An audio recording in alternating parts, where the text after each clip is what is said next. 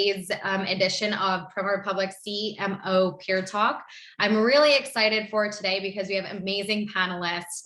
Today's discussion will revolve around Google search and how to convert Google searches into in-store sales. So let's dive in and get started. To introduce myself, my name is Raakkel and I run our customer success and partnerships department here at PromoRepublic. And I'm really excited to welcome Jeremy LaDuque, the Executive Vice President of Franchise at Bridgeline. Hi, Jeremy. How are you? Hey, Raakkel. How are you doing? Great. Thank you. Can you tell us a little about yourself and what you're doing these days? Sure. So Jeremy LaDuque, I started in franchising back in 2006 when I started going out to franchises and telling them that Google was going to go local and that having a single website wasn't going to work anymore. Back then, that was rocket science. Today, that's just table stakes. And in that time, in that whole time, I've worked with dozens and dozens of franchises, specifically on digital marketing, putting digital marketing strategies in place, and putting tech stacks in place as well. Also, along the way, I became a franchisee of Sport Clips. I've always loved Sport Clips, and when the opportunity came up to start buying them here where I live in California, I jumped on it. So that's been a lot of fun. And of late, we are working here at Bridgeline on True Presence, which is a few different things, one of which is really exciting. We might get into it later on. Around how to track your SEO analytics. Yeah, great, thank you. I'm excited to hear your perspective today because you hit two important aspects: the more technical side of things, as well as being a franchisee yourself of a really great organization. So it's going to be a lot of knowledge sharing. So thank you and welcome. And moving on to our second panelist of the day, we have Marci Kleinsasser. How are you today? I'm great, Raakkel. How are you doing? Yeah, great. Thank you for asking. Would you like to introduce yourself to our team today? I would love to. So hello, everyone. Marci Kleinsasser. I'm the Vice President of Marketing with Handyman Connection. Handyman Connection is a home improvement franchise with over 65 locations in North America. I started my career too many years ago to count. I've been in franchise marketing for over 30 years, and I've led marketing with some brands you may recognize: Domino's Pizza, Kenny Rogers Roasters, Puro Clean, and I've been with Handyman Connection over 10 years. And really, I have a passion working with franchisees to help them activate their brand at the local level. And I'm really excited to be with this fantastic panel today. Thanks for having me. Of course, thank you for joining us. And last but not least, we have Dave Holland. Dave is the Vice President of Marketing at Design at Joey's Franchise Group. Welcome. Hi, thanks for having me. Of course. A little bit about me. I started in this particular industry. I'm a marketer. I'm a tourism guy.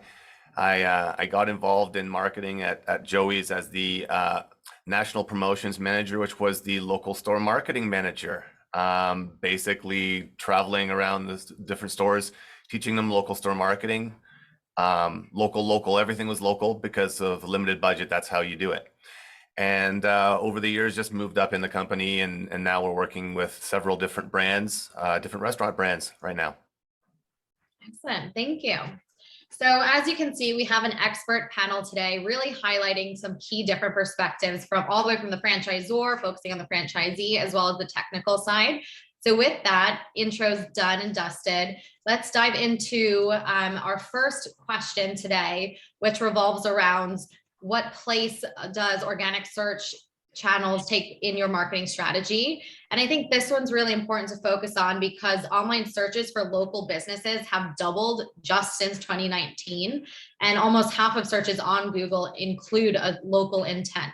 So the number is continuously growing. And we know that Google itself is making changes to localize aspects of their search engine.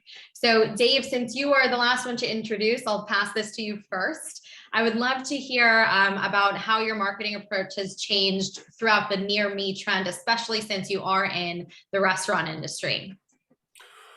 Okay, well, I would have to say that, naturally, and we've all seen this over the past several years, that our organic posts have either on Facebook or in search have tailed off in some ways. So we have adjusted our the way we do business by making sure that we're current and visible on all those near me searches on Google My Business. So we basically do a little bit of paid advertising through social media, through Facebook. And we always share what we do now is we share all of our content across multiple platforms. So where we would initially just do it on Facebook before or on social media, we've added it to all of our search engines. So we're posting that content on Google My Business because that's where it needs to be. Mm-hmm. That's a really important point. It's the continuity of having social posting going to your search listings. I think that's a really great place to start, and a really effortless place to start that anyone can take that. There's not, you just share that content. From the franchisee perspective, Marci, I would love to hear from you on how has your marketing approach evolved through the near me trends? Yeah, well, as a service area business, we don't have four walls. So certainly our website really is our four walls, right? When we open a Handyman Connection, we're launching a website, and that really is their storefront. So when anyone's searching for our over 400 or so services that we can offer our target market, we want to make sure that they can find us and that we're visible. So that really is at the top of our priority list with all of our integrated marketing approaches and our plans that we provide our franchisees. So it's right up there, number one, in what we train our franchisees on in terms of their launch marketing plan. Absolutely. And I think, again, a really important point is that, you don't have a brick and mortar, you have like your regional area that each franchisee has.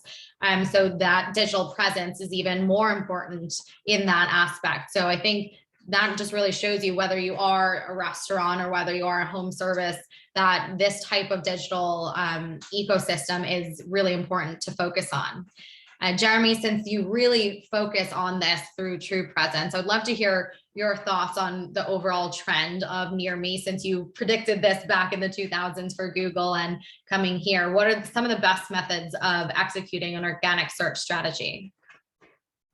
Yeah, I mean, we cannot underestimate how sophisticated Google has gotten with their algorithms. It's remarkable. I mean, you got to think in it. Well, if we take a step back, I mean, I kind of heard several things, right? But the biggest categories I think we're going to cover here today are search, social, and reputation, right? In those three major categories, we have to have plans. What I love about having Dave and Marci on this panel is that they actually they're on this spectrum I talk about a lot. Whereas you've got, I call it hamburgers and haircuts on the one side, right? And you've got in-home services on the other.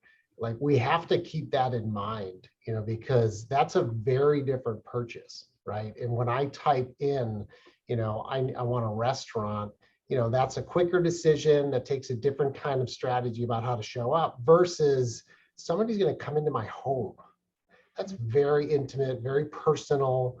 There's going to be a lot of research done there. So that's going to be a much more organic footprint, very deep footprint, very content heavy, because you've got to tell a big story, because folks are going to be on their computers doing research across many businesses before they allow somebody to come into their home.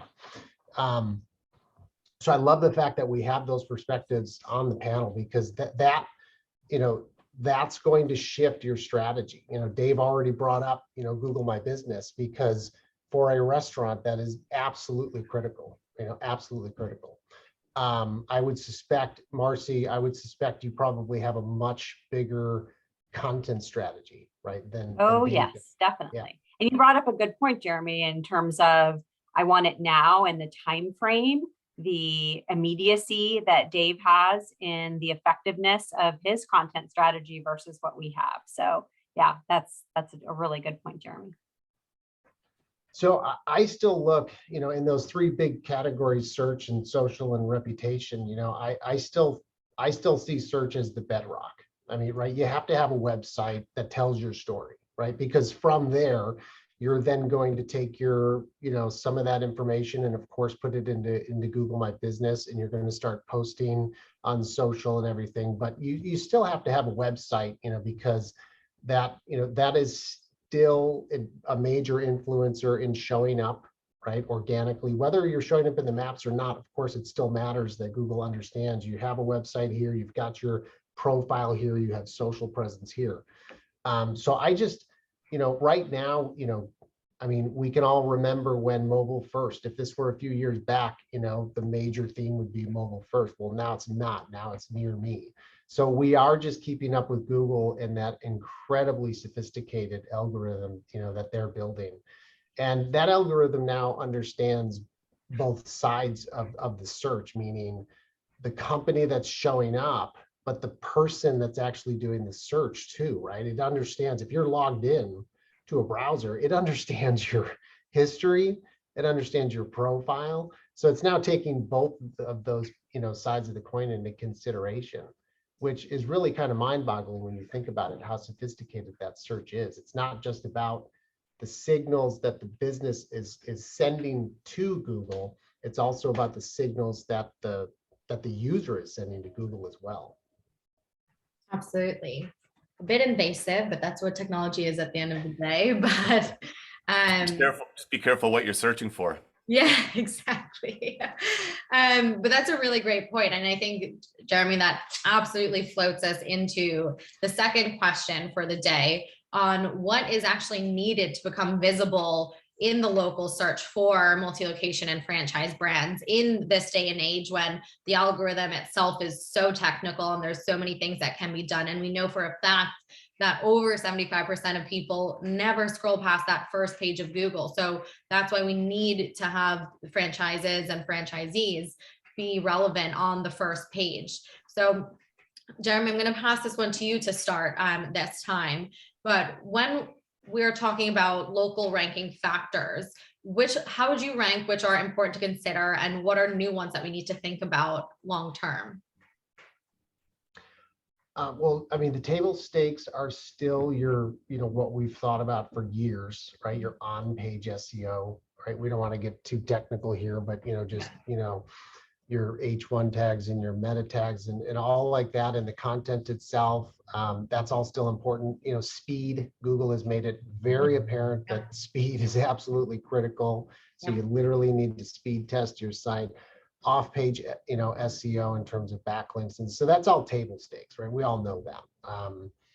I mean, the near me, circling back to that, is now important. And again, understanding, near me is not just, literally, handyman near me. That's, it's much bigger than that, right? We're talking about near me influences the Google, the map as well, right? I mean, I'm going to, I'm driving to Santa Barbara, and then, I type in a long route, I want to stop at a restaurant. Well, Dave has to think about that, right? Not just a search, on I want a seafood restaurant, but it's within the maps, I want it along the route. I want you, Google Voice, I want you to make a recommendation. Those are all now near me searches. So, you need to think about that. And then the other big one, it's now been out there a little while, but core web vitals. I mean, if everybody is familiar with that, that's kind of a whole new set of requirements Google came out with and said, hey, your sites need to line up with these three really big things, which really they come down to the user experience. That's really Google's message to us was, we care a great deal about the experience now, and we're going to put these three major factors out. The names are kind of like, mouthfuls, Core Web Vitals is largest contentful paint, which is basically the largest element of the website showing up. How quickly does it show up? First input delay, which is the first time the user interacts with the website, how fast does the website respond? And then the last one is the cumulative layout shift. So these names are crazy. But that's, if you've ever gone to a website and then all of a sudden it shifts, like a second later, Google doesn't want to see that kind of stuff. So anyway, I would say near me is critical, table stakes are critical, core web vitals are now critical. So all critical pieces of that puzzle that everyone should be investing in. But to pass it over to either Marci or Dave, how are you making these decisions when you're trying to audit your own website to decide what to focus on, or when you're talking about listings management, how to focus on that? Go ahead, Marci. So for us, we want to make sure that our franchisees have kind of the basics that Jeremy has kind of laid out. So we have our franchisees making sure that they're working with a partner like Jeremy's company or a company that can make sure they can check all of those boxes. But most importantly, we want to make sure that the franchisees understand the importance of these things and that they participate in getting those partners any updates to their listings. If they move, their listings are so critical. We have invested at the brand level to make sure listings management and reputation management is part of our brand level budget investment. So that's a decision that we made working in conjunction with our advisory council very early on when I joined the brand. That's how important, and we know, and from the question, what's needed to become visible, listings and reputation are so critical to that. So that's just kind of a key takeaway from our brand from learning what we need to do to be successful. And I'll let Dave weigh in. Could I ask a quick question? I just want to make sure everybody understands what directory listings are, right? I mean, of course it's Google My Business, but there's lots of other directories out there. Marci, are you saying like at the corporate level, you pay to make sure all the, you roll up dollars from the ad fund and you pay on behalf of all the franchisees those services so that it's being done across all the franchisees? That's correct, Jeremy. Yes. Okay. Yeah. And that's a really interesting perspective we could touch on is like what services should, are for you guys is corporate doing, and what services are you training the franchisees to do? And I would suspect, again, that spectrum you guys are on, that's going to be very different, I would think.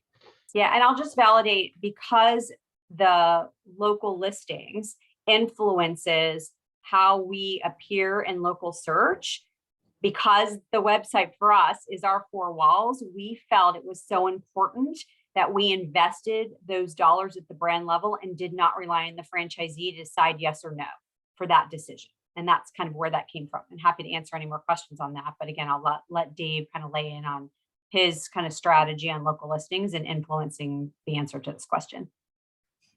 Well, for our industry, obviously that's it's all about local, and it's all about, again, timely, right? I want to go for lunch and I'm going to search for restaurants near me or fast food near me or fish and chips near me, and for us, when they I want a 5 out of 5 on my Google My Business, and I need to get reviews. I need to have responses to reviews because customers want to know what they're getting into. We started putting a priority on this maybe 5 or 6 years ago when Google inundated us with how did you like this and how did you like that, and they started their local guides program, turning everybody into reviewers.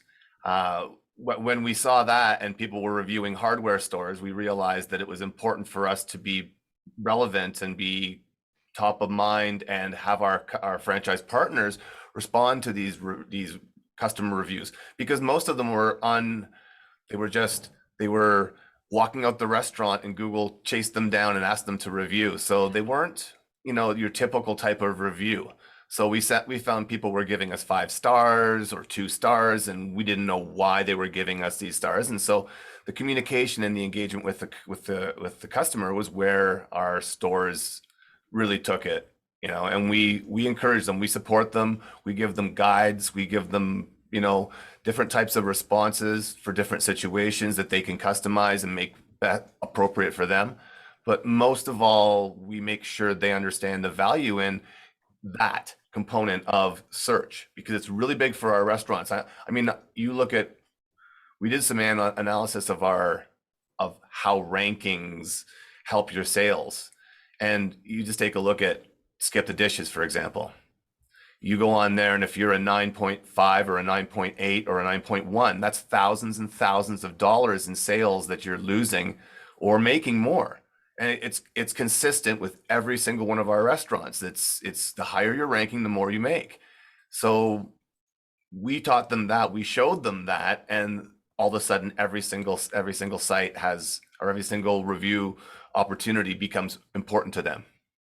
So that is the biggest component of Google that we really look at. Of course, you know, we do our listings, we make sure our website's current and all of our citations are correct, but you know, we don't put as much effort into listings just because, you know, we think that it's more important to be putting time into the four big ones like Bing, Google My Business, Facebook, and Apple Maps. David, For have you us. ever had a problem with enough reviews, or being in the restaurant, like you get tons of reviews? Got it. Yeah, that's interesting. Yeah, We didn't used to. We didn't used to until that initiative started, and now everyone is reviewing. I'm a local guide. That's interesting. So for haircuts, I mean, Sport Clips is a great brand, tremendous loyalty and following. But, you know, a few years ago, we just didn't have a lot of reviews. It's hard to chase a guy down. Sport Clips focuses on men and boys. It's hard to chase a guy down and get him to review his haircut. So we put a few different, guy wants to sit down, It's a gender watch sports, thing. get a haircut. Yeah. Well, Just and saying. we provide the stores also with all the content they need so that they're not relying on user-generated content as well. So when a person actually gets to that page and sees our restaurant, they see some really good pictures as well. So, which is important. And video. I will tell you, for Handyman Connection, again, same key initiative that we addressed or that we embarked on. I want to say it's probably been about 7 years now, where we took it on at the brand level, listings management as well as reputation. And we just knew, same as Dave said, that gaining reviews as well as responding to them, and a little bit separate initiative in terms of both, but the response side of it was probably the most difficult for us. But as Jeremy, you said, we also encouraged our franchisees to handle locally as well as we handled on the brand level to try to increase our reviews. And we do that through an NPS program. But the response side was really our biggest challenge. And we took all of that on at the brand level. So we have a partner that manages all of that for us. And our NPS program syncs onto our website. You can see the responses that come out from that at the promoter level, but we also reach out to our promoters and ask them to provide similar sentiment on our review channels, such as Google, Facebook, whatever the franchisee wants to focus on. So if they don't have enough Google reviews, which is really what we encourage our franchisees to focus on, we ask them to respond there. But our franchisees also do other key initiatives at the local level through their staff or their craftsmen. So Jeremy, to your point, there was a time where we had very little reviews online throughout our brand. And now it's just a more standardized initiative as we launch offices. So we could probably have a whole hour talking about that topic, Raakkel. I know there's other things we want to chat about, but it absolutely influences local search. And obviously, as Dave just shared, it's a huge focus for them, as it is for us. Absolutely. And I mean, this conversation alone just proves how much there is to share and to do and to keep in mind as both Z's and Zors are building strategy around like local search, specifically with reputation and listings, which you highlighted. Before we did move on to the next topic, I did want to actually open it up to some audience questions because I think they're really relevant around listings and reputation management.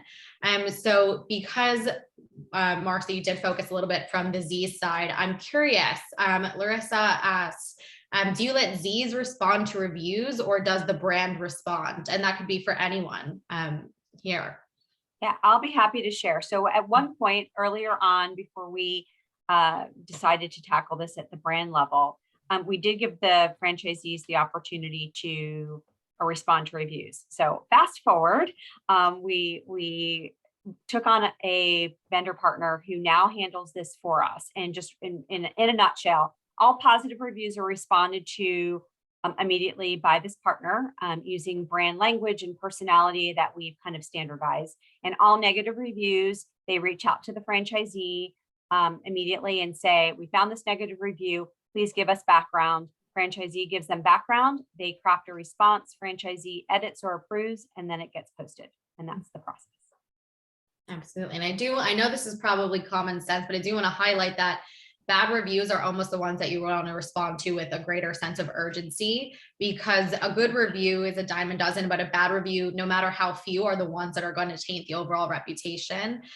So that's really great that you really handcraft that bad review response, because that shows the customer service that your brand and your franchisees are giving. And that's another important thing, that these reviews are opportunities to show your brand's service level. So that's really great strategy. Yeah. One other really quick point, Raakkel, sorry. Our marketing team is copied on every negative review so that we can see and make sure that the franchisee gets back timely, to your point on timeliness. Yeah. And we have a report that we can see every response. But on the negative reviews, I get copied on all of them. So I can see in our marketing team that there is one in queue, and we want to make sure that a response is put out timely. The good news is, luckily, there's not a ton of them. Like, my inbox isn't full of them every day, but they do come through. Excellent. And Dave, what about you? How are you managing the responses to any reviews? Is it totally at the Z level or at the ZOR level? Well, they all come through all of our generic complaints, I would say, not reviews. At the review level, we get alerts, Google alerts. So we immediately look at them. The franchise partner has an alert on their phone as well, so they can see it as well. Over the years, it's just been training them. We've just had to, like, I'm sure Marci, the same thing. We've let them, we encourage them to respond, and we give them feedback, but sometimes people type in all caps all the time. There's all kinds of training that it just takes years to get them to understand everything that you're doing. We're talking from different backgrounds, right? We're teaching them how to do this. But what we do is you have to make sure that, because we get so many reviews from people and concerns from people looking to get things for free. In the restaurant industry, we get a lot of that. People wanting to, complaining about their food when their food was fine. That's our biggest issue, I would say, is trying to manage and trying to see through the reality of the reviews and responding. Like Marci said, the negative reviews are important, but all the reviews are important as fast as possible. So that's what we do. We try and teach them to do that, and we show them that when they don't, and their rating goes to a 7.8 from a 9.1, it's going to have an impact on them. So it's an ongoing process, but it's pretty important for them to know how to respond, because they're the person in the store that's experienced it. We can't always speak for them. We know the different types of complaints and concerns from customers, but they're not all the same. So each one deserves and needs a response unique to its own. Absolutely. I completely agree with that. Since we did dedicate a question to the reputation side around reviews, I did want to focus on one question that we had around directories and listing management. So maybe, Jeremy, you could kick this one off. And what would you say are the top 3 directories to be on? And do you think advertising on Nextdoor is a great use of ad spend? Advertising on Nextdoor? Yeah, it's like a neighborhood community online. Yeah. Marci will probably have some good insight on that. So, I mean, we have to remember, directories, there's a lot of directories out there, right? Yeah. So using some type of aggregator, there's lots of them out there, is probably a good idea. right? You have at least 300 directories out there. And sometimes you tend to forget, like, what is a directory? And we all know what Google My Business is, but, TripAdvisor, Yelp, Facebook, Instagram, LinkedIn, these are technically directories, right? If you think about it, right? These are directories of thousands and thousands of businesses. So those are all directories. And I mean, if you have, 2,000 locations and you got to get all of that name, address, phone number, all that data into 300 directories, obviously you need some automated way to do that. But the most important it's going to be very specific to what industry you're in. I suspect, Marci would have a different answer than Dave, than I would as the owner of hair salons. That particular platform, I mean, I don't have a lot of experience advertising on that platform. But I did want to make a distinction. I want to go back a little bit on all the reviews, because I wanted to make a really important distinction. At least within Sport Clips, we have NPS. I think, Marci, I think you mentioned you use NPS too. And we get a lot of reviews internally, right? And we get measured as a franchisee on what we call our excitement score, our NPS score, right? So, we as a Sport Clips franchisee, we have a tremendous amount of data that's sent to us on a weekly basis, and we're actually we can see all other franchisees in our region and how we're doing against those franchisees, from revenue to NPS score to cut times to new clients and all like that. So the distinction I wanted to make is we get a lot of reviews and we treat them the same way. If it's a positive review, we say thank you, and if it's negative, we follow up and figure out what happened. But that's private. That's occurring just from the NPS software. That's not publicly out on Google. And then we also get Google, and of course there's a connection there, right? If somebody provides a positive review through NPS, we ask them to go put that out on Google. But we also have other ways of chasing somebody down and asking for a review on Google as well. So, but I just wanted to make that distinction that we have kind of two layers of reviews that we handle. And I think Sport Clips, the franchisees are responsible for reviews, for following up on reviews. Sport Clips has done a great job of training us on how to handle reviews and giving us all that language and everything. But we handle those reviews, and of course, it's nice to, if you get a negative review and it's not out on Google and it's in NPS, that's great, because you can deal with it, privately and not publicly. But yeah, Jeremy, I would argue that having a review out like that, a negative review, and then taking it offline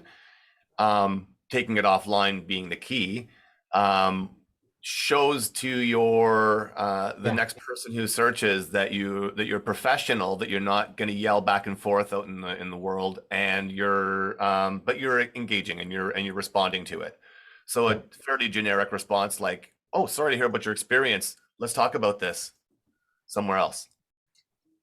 No, exactly. And we certainly get negative reviews publicly, and I mean, to me, even as a consumer, right, I like to see the responses to the negative and the positive to get a feel for who that company is and what they're all about.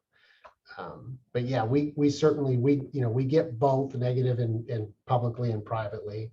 And Dave, to your earlier point, it's hard to tell if they're just looking for a free haircut or if they have a legitimate complaint. So sometimes we go right into our POS software to see, is this a brand new customer? Has this been a customer for years? And we actually can tell, because we have the full history on somebody based on their email, who they are and what kind of customer they are. So obviously, if somebody's brand new and they've made some kind of odd complaint, it's hard to tell. But if somebody's been a customer for 10 years and they've got a complaint, we take that very seriously. We do the same. We can see, sorry, Dave, go ahead. No, I was just gonna say, that's why our team is copied on every negative review. And many times a franchisee will say, we don't even have that person in our CRM system. And our partners will immediately go in and flag it to Google and try to get a review removed, or Yelp or Facebook, or what have you. So it's the same process. And maybe it's not, I want my entire kitchen remodel free, or, whatever the service was, but a lot of times it's just more about the reputation itself, and whatever that person was saying, they weren't even a customer. Handyman is fairly general, and because handyman is in our name, we get confused a lot with other companies. It's a fairly personal attack when you get a review like that to our franchise partners. They take it really, really personal sometimes, and a lot of that they need to. It's important that they take it personally and figure a way around it to be better. It's whether or not it's intended or it's real. It's our job is to make sure that they learn how to become a better server, a better customer. Absolutely. Yeah, I mean, you can see how much of different tangents we can go on just in listings and reviews and getting into the nitty gritty. But I think that really leads itself again to our next question, which is all about that collaboration between the franchisor and the franchisee, because we've seen that at each one of your examples, you either do it at the franchisee level or the ZOR, or even a hybrid approach here. So I'd love to hear a little bit more detail about maybe the overall strategy around your SEO, whether that is what we spoke about before about reputation management and listings management, or what else you're doing across your organization. But from any one of you, feel free to jump in on what you're doing at that franchisor level to collaborate with your franchisees, and what have you found a successful process to be around that? So I'll jump in. I think for us at Handyman Connection, we definitely collaborate with franchisees. From the content perspective, we definitely take a top-down approach, but we have our franchisees share a lot of the content that we create. But at the local website perspective, our franchisees need to participate in the content. And we train them on that from day one when they open their doors, when they open their website, and they start their business, because they need to participate at the local level. And certainly for their near me searches, they need to have localized content. And for us, that really looks like a before and after picture for all of their jobs. It looks like a new craftsman joining their team. It looks like an event that they might be participating in. All of that needs to be localized, and we can't create that content at the brand level. So it's definitely collaborative, and we train them on that, and we remind them of these things that are needed on our monthly coaching calls with our franchisees. That's just a little glimpse into how we collaborate, certainly from the content perspective. Absolutely. What about Dave? How's your collaboration? Well, it's an ongoing thing. It's been going on for years, right? We've been teaching them that because the reviews have been around forever. So we've been just teaching them the value of communicating with the customer and presenting your brand in a good light. And we ask them to. We love for them to create content at the store level, but that means pulling your phone out and taking pictures in the restaurant. And we also tell them to do a bunch of marketing initiatives that are a little bit time consuming. And that's always the limitation in our particular industry, is they need to try and find the time. So we just convince them that finding the time to make sure your reputation is a priority is important. Like, it doesn't take a lot now. 10 years ago, it took a lot to explain to people how important reputation was, because we didn't really have this same system that we have now. We didn't have anything forced on us. I mean, we're saying Google My Business here, but Facebook is just as powerful, if not, I'm not going to say more powerful, but pretty darn powerful. In fact, Facebook is our second most powerful, probably our first most powerful, because we put a lot of time into Facebook. I think our franchise partners also put a lot of time into Facebook, maybe because less time into Google My Business. I think we support Google My Business and Facebook at the same time. I just think the stores need to understand the value of Google My Business and Facebook, and not just Facebook. Yeah, Dave brought up a good, the word that you used, time. And I just wanted to kind of camp on that. I think for any franchise, it's important to realize that franchisees are running a business. Jeremy certainly knows this, running a sports club, regardless of a restaurant, a home improvement business, a hair salon, franchisees are running a business, and everything that we're talking about is secondary, tertiary. I mean, it's low on their list. And so we need to keep it very simple for them. So participating in content, participating in reputation, participating in any of this needs to be extremely simple, and it needs to be, 1 to 3 things that they can do to have the greatest impact in all of their marketing, let alone just the topic we're talking about, which is, maximizing SEO for conversion to whatever your goal is. So I think that's really important. And that's something that we definitely try to work with our franchisees on, again, in that monthly coaching call that we try to set up with every franchisee. Here's 1 to 3 things that you can do to have the most impact the following month. And a lot of times it is content driven, but it could be something website related that's not specifically content driven, but most of the time for us, it's content driven because that's where they can have the most impact that's localized. But again, it could be different in Dave's situation, could be different in Jeremy's situation, or any franchise situation. I like that word, participate in. I think the biggest underlying, theme here is corporate really needs to own the strategy and the communication around how that's going to be executed. I mean, you can't, underestimate, like you said, Marci, that how much a franchisee is focused on so many other things than marketing. I'm a marketing expert, but I don't want to market my sport clips. I really don't. But there are pieces you have to participate in, absolutely. But corporate really needs to own the messaging over and over and over. This is the strategy. This is how it's being executed. We'll take care of this and this and this, but we really need your help, here, here, and here. And here's the benefit of that. And even that, it's tough, but it's necessary. Like, just putting my true presence hat on, we have a customer, Marci, probably very similar, where their business is a bit custom to where they are. Like, there's 50 different things they can sell, and they probably sell 20 of those more, than somebody else who sells 20 different ones. So it is slightly, different. And because of that, that means the content's going to be different. Not every website, not every presence is going to be the same. You just can't.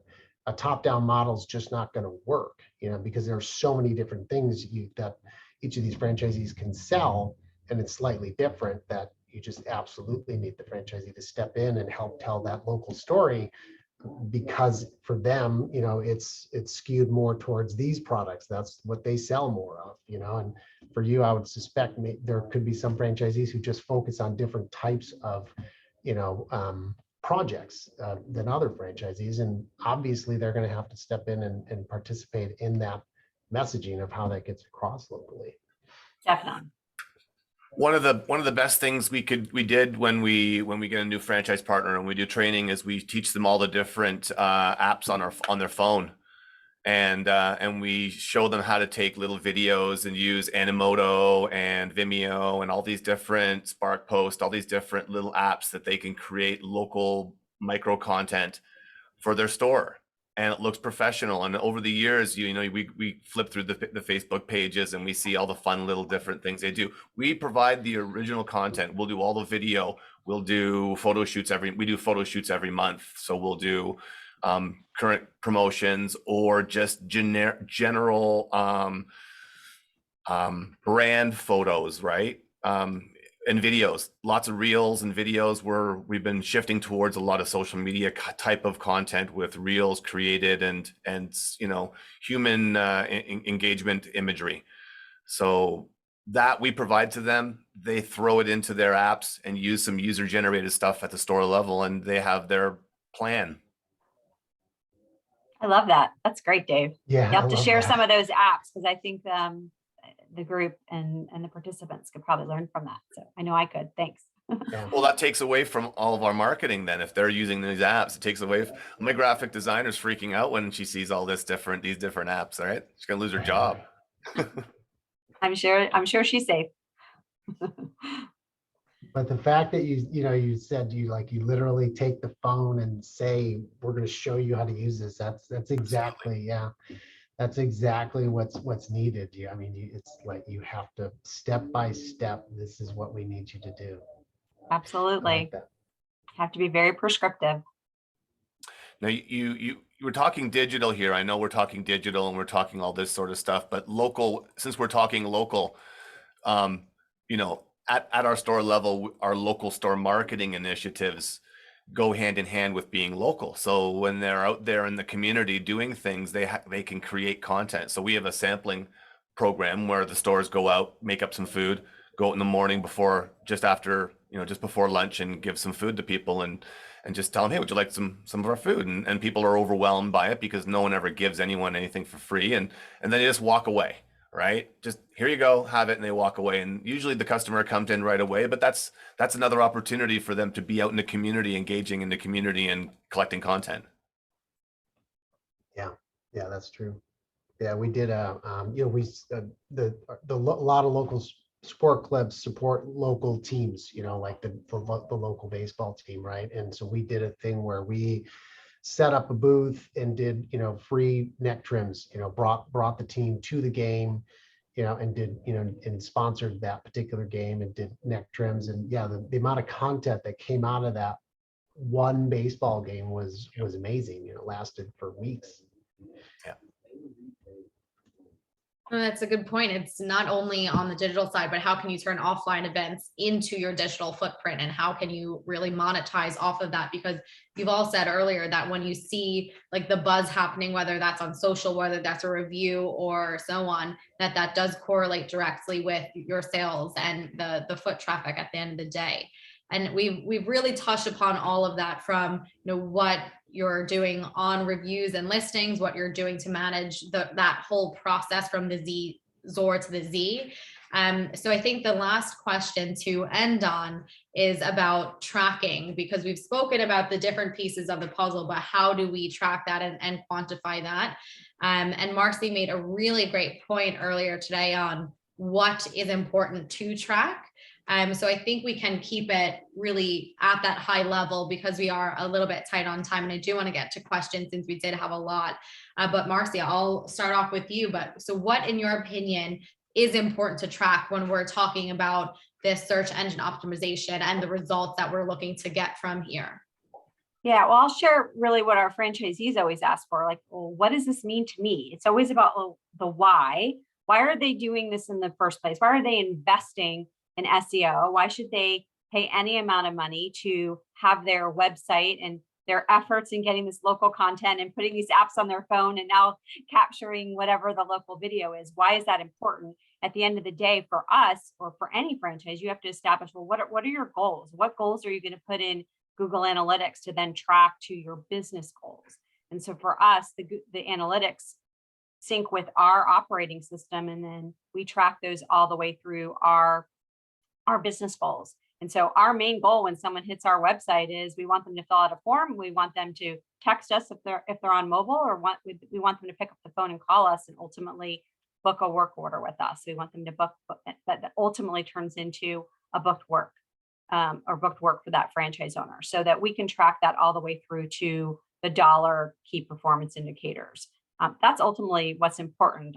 I was on a session yesterday talking with someone about it was about content marketing, and they were saying, well, why are blogs important? And blogs specifically came up, and they said to me, do you track the engagement on your blogs? And I kind of said, well, I really don't care. At the end of the day, I don't really care if one blog produced, one share or one engagement. At the end of the day, the blogs we know are important for us because, as Jeremy said, it's we need more kind of deeper content and more deeper engagement in terms of the types of content. It's a longer sale for us, but we know that we want that traffic and that engagement to get to our 3 goals.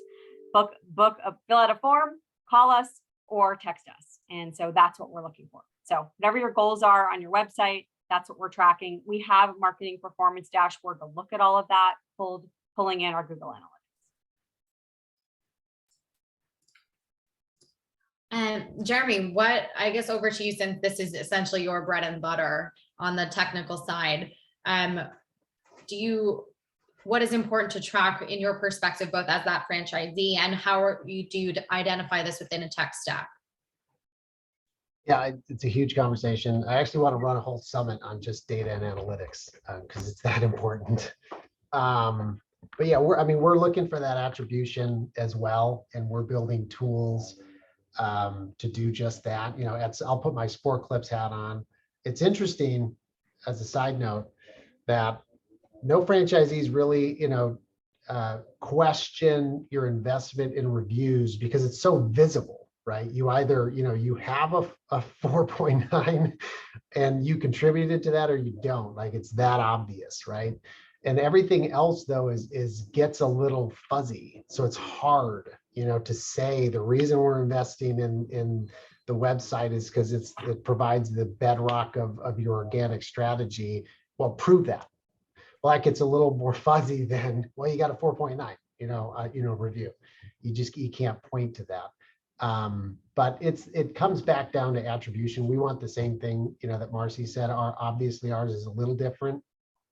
We are after online check-ins, right? Everything points to check in now, right? And then, that's the big metric. That's on mostly new customers. On existing customers, it's at Sport Clips. It's how can we actually shorten the time between visits? That's a huge metric for us, right? So instead of coming every 5 to 6 weeks, can we get you to come every 4 to 5 weeks, right? But putting those metrics in place, like I said, I could spend the rest of the day on that. But here's one thing that we had to solve, right? Which is a challenge in the franchise world, is you take somebody's website and, the website is sportclips.com/San Luis Obispo, California, right? Well, that's not a URL that's not a single website address, that you can usually analyze. So we had to figure out, how do you treat, even though it's all on one domain name, how do you treat 1,800 different websites, uniquely, so you can analyze just that website and understand how is just that website doing? So those are the kind of metrics we're putting in place, is, right down to, the location itself, how is it doing? And then how is it actually tracking, based on the goals that you establish. And I think that's a really great note to end on, as I almost break my desk. And we have a lot of questions and running out of time here. So I do want to move on. So if you enjoyed the really robust conversation that we've had today, specifically, obviously focusing on local search and the conversion and analytics and process around that, join us on our next peer talk, where I'll be from all female panel marketing leaders and speaking from that perspective as well. So that one is for June 8th. So you can scan this QR code on your screen to sign up. And while you have your phones out, we have the QR codes of every panelist on the screen. So if you have a question, as everyone here is so knowledgeable, and we know the franchise community is really warm and welcoming. So feel free to scan away and to ask questions directly here. I'll leave this up for a second, but to kick off our questions, I think we can start off with one for what off-page SEO strategy will be effective for Near Me in terms of link building, especially workable for Google Business Partner Profile, which is the new Google My Business. That question came from Miriam. Jeremy, do you want to take that one? Yeah, I'll try to be brief. I know we've only got a few minutes here. Off page, your directories, back to your directories, is absolute. The fact, if you're only focused on a few directories and not all of them, there's an ecosystem that's occurring there, and everything's influencing everything else. That goes back to, David Mim's old map, that used to boggle everybody's mind, where he showed where everything's connected. So you definitely got to be on top of your directories. and then just, quality backlinks, which are not easy, and do not let your franchisees get too involved in backlinks, especially if you live off of a single domain name, right? Because they could literally not just burn down the house, but to burn down the whole neighborhood. So I mean, just very quickly, just a couple of we already know what these are. I mean, these are table stakes, but those are the critical ones, is your directory listings and backlinks. All right, thank you. And one question to close out today, directed towards Dave and Marci. We spoke a little bit about who handles reviews from whether it's the Z or the ZOR, but one question we did have from Michelle is about who manages the posting of the content. Do the Z's have control of that? And that's the content for socials as well as websites. And if so, how is that overseen? So it's a combination. So a franchisee has the opportunity to have that managed for them, or they can post content. They have access to both the content management system for their website, and there's areas of their website that's customizable for local. There's certainly areas on the website that's locked down, they can't touch. And on their social pages, they have access to post content, and we encourage them to post local content. But we also have access at the brand level. We do encourage newer franchisees, certainly in their launch phase, which is first 90 days, and growth phase, which is year 1, to work with a partner and focus on growing their business, to work with our partners for social, but they have access, and we encourage them to add local content. Yeah, same with us. We also ask the store to do it. We can access and post for them, but they also are administrators on all of their pages. And if it's, if we notice that they're lacking on that, we just give them a quick phone call. We just chase them down and say, hey, it looks like you've missed a few reviews. You might want to get on it. And they understand. Yeah, of course. Well, thank you again for sharing your expertise. This was actually one of my favorites, just because my favorites are the ones where I don't do a lot of the talking. I let you, as the expertise, just really drive the conversation. And that's exactly what we had today. So again, I want to thank all of you today. Thank you to Jeremy LaDuque from Bridgeline. Thank you, Marci Kleinsasser from Handyman Connection. And thank you, Dave Holland from Joey's Franchise Group. It has truly been a pleasure. Thank you so much for joining us today. Thank you. Thanks, Raakkel. Thanks, Jeremy. Thanks, Dave. Thanks. See ya. See you all.